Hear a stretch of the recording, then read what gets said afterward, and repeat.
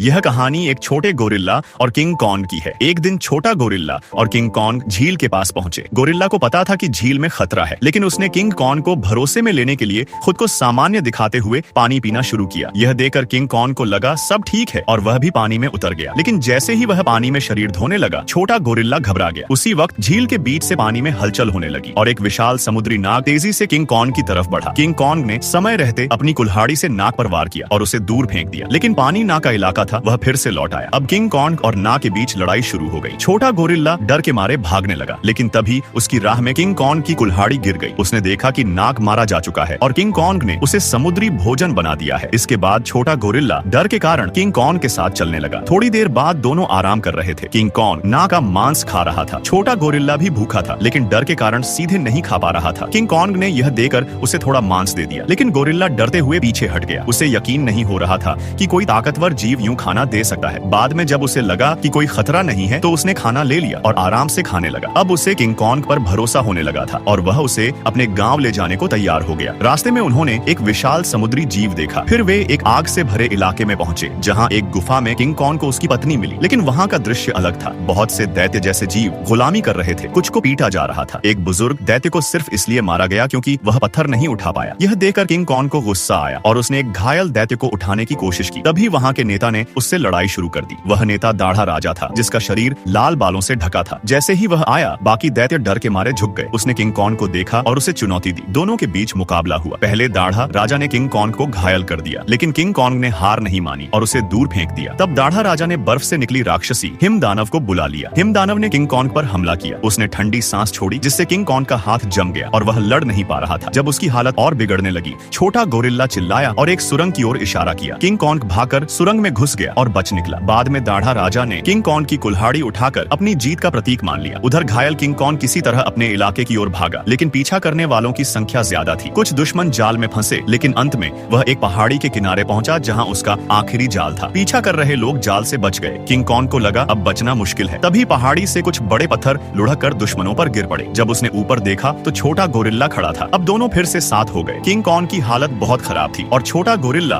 उसे सहारा देकर वहां से निकला, लेकिन उन्हें पता नहीं था कि एक दुश्मन अब भी जिंदा है। कुछ समय बाद एक शिविर में अलार्म बजा और लोगों को पता चला कि किंग कॉन्ग बाहर आ चुका है। वहाँ एक लड़की जिया थी, जिसे किंग कॉन्ग बहुत मानता था, लेकिन अब वह गिर पड़ा था। जिया ने उसका हाथ छुआ तो उसे उसकी तकलीफ का एहसास हुआ। सबने देखा कि उसका हाथ बुरी तरह घायल हो गया था और अब वह ज्यादा दिन नहीं टिक पाएगा। किस्मत से एक डॉक्टर को याद आया कि इंसानों ने एक प्रोजेक्ट शुरू किया था, जिसमें किंग कॉन्ग के लिए एक मैकेनिकल बॉडी बनाई जा रही थी, ताकि वह और ताकतवर बन सके। प्रोजेक्ट अधूरा था, लेकिन उसके कुछ हिस्से अब भी मौजूद थे। यहीं से कहानी एक नई उम्मीद की ओर बढ़ती है।